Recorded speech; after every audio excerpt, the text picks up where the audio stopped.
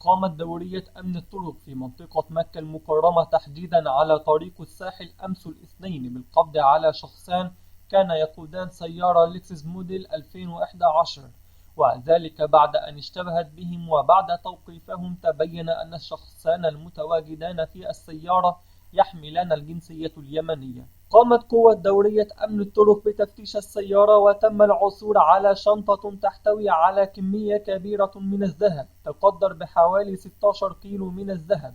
المفاجأة كانت هي أن فواتير شراء الذهب التي وجدت مع هذان الشخصان لم تكن هي نفس الكمية التي قامت الدورية الأمنية بضبطها، بل أنها تفوقها كثيرا.